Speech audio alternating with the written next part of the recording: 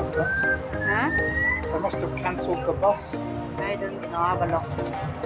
Hi guys, for today's mini vlog, ngayon pupunta tayo ng Maroochydore. Ayun yung dalawa.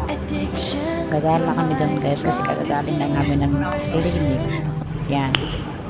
Diba guys, ayan. Yung bus nila, bus station pala guys. Ayan.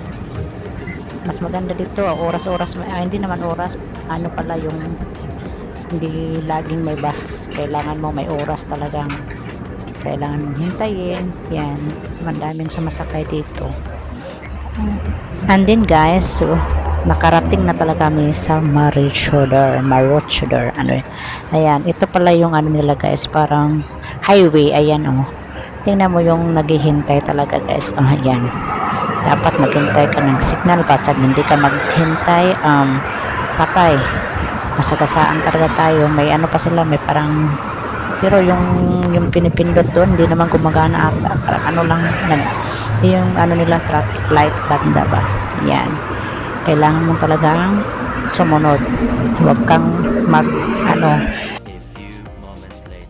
Guys, here they are in Maroochydore.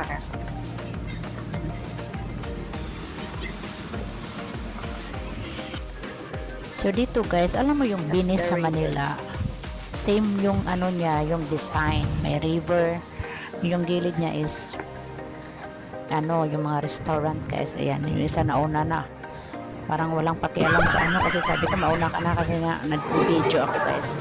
Ito yung ano pala nila, yung parang kakain ka, ayan, sa gilid. At saka ito yung nasa Ayaka sa mga Malaysian dito, Vietnamese restaurant. Tingnan mo yung ano nila, river. Pwede ka dyan mag ano, yung parang boating ata yung tawag nun, cycling ang tawag nun. Yung parang nagpipidal ka ba? Ikaw lang yan nagpipidal. Ayan. Tapos ito yung loob na ng mall nila guys. Ayan, si ate oh, ang ganda ng katawan. Alam mo dito, Okay. parang hot senior citizen eh. Mayayaman yung mga That's tao nice. dito. Get your underwear and stuff. Diba? Simple lang siya. Panties and bra. Wala ko nakikitang ano, yung parang mahihirap kasi para talagang halos mayaman nandito sa banda namin. Except sa akin guys. Ito naman yung ano, parang Indian food. Ang sasarap ng food nila guys. Ayan oh. May ano sila, may chickpeas, dal, ano yung mga bread. So yun ang gusto namin ng partner ko, ang Indian food talaga. Kahit saan kami kumakain Indian food. Kasi yung partner ko ayun yung mga ano ngayon, fashion ngayon, mga kimchi, mga ano ba yung tawag nun, mga yung siomai, yung parang ganun ba. Itong Indian food, healthy pa din to eh. Anyway, hindi naman lahat kasi gamit din naman mga antika, diba? So, pero at least may gulay sila. Ayan yung pinili ko pala guys. Ayan. Wow! Biryani na rice at saka yung mixed vegetable na at saka yung drumstick chicken. Ayan guys. Sorry pala guys, may nag-uubo. Ito pala yung ayun. Ito yan, kain na kami guys ng mukha oh. Gabi na, taba ko nung dito, pasensya guys ha. Laki ng lamon ko talaga. Ayan. Diba? Talaga guys, ayan, walang pakialam sa mundo. After namin kumain pala, sabi ko punta mo naman kami ng, while busog pa kami, naglakad-lakad kami kasi nga maaga pa yung oras namin. So sabi ko, pupunta muna kami sa mga shop para yung kinain is bababa. Diba guys, alam mo yun, kayo din naman ganun diba, minsan pag busog aminin, diba? Yun, pumunta kami ng H&M pala guys. Tingin lang naman hanggang tingin, yun yung sabi, window shopping, diba? Yan. Pero daan-daan lang, ay alam mo yung tingin-tingin tayo, tapos minsan yung susukatin, hindi na mabibilhin, alam mo yan, hindi lang ako ranas ito ha, lahat meron naman iba. So yun guys pala, yun ito, gusto ko tong jacket na to sa anak ko ba. Sabi ko, ang ganda ng kulay niya, pang colorful green, diba? So yun, sa tao ngayon green, tsaka halos ng jacket ngayon kasi nga ano pala ngayon guys, sa Australia is autumn, weather ng autumn, ang tawag noon yun ba. Ito, picture talaga ako ito pa salamin, Pinoy na Pinay talaga eh. Pag nakakita ng salamin, harap talaga doon pa sa kabila. Yan, hindi pa kontento doon sa kabila guys, ayan pa talaga.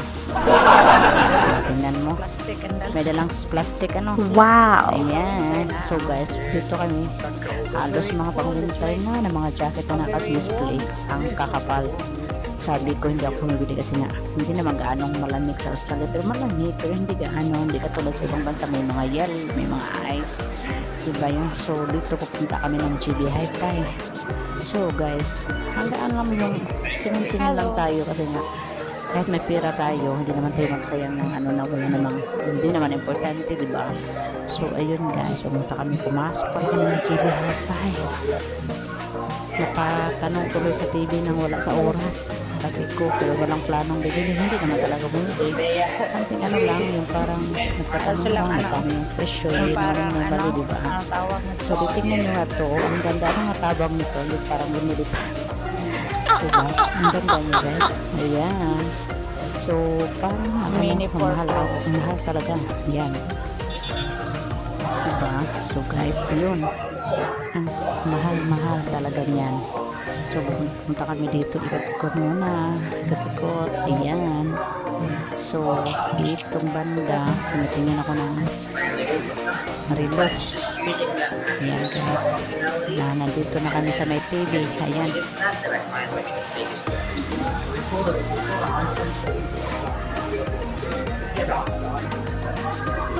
So guys, after namin doon sa may GB Hi-Fi Appliances, sabi ko, natunaw na yung kinain namin, punta tayo ng coffee shop.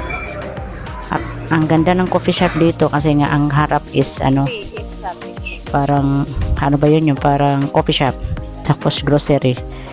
Ayan, bumamalik na naman ako dito sa kabila. So yun pala yung palabas na guys, kasi nga ayan, alam mo, halos matatanda ka dito banda sa amin talaga guys. Bihira lang yung mga young, pero ang ganda, ang linis talaga. Tingnan mo yung halos may mga kahoy, di ba? Tapos ang presko pa ng hangin talaga. Alam mo yung nasa gilid ka ng river. Nandito na kami sa bus station. Ito pala guys yung bus station nila, oh. Yung isa papaso-paso, yung video ako talaga naman. Ayan. Tapos hindi pa naman yan nahiya, palakad-lakad dyan guys. Alam mo yung mga tao nakaupo siya, lapad ang lakad. Kala ko sa Pilipinas nito may traffic din, oh. Ayan, ito pala yung time zone pala guys, na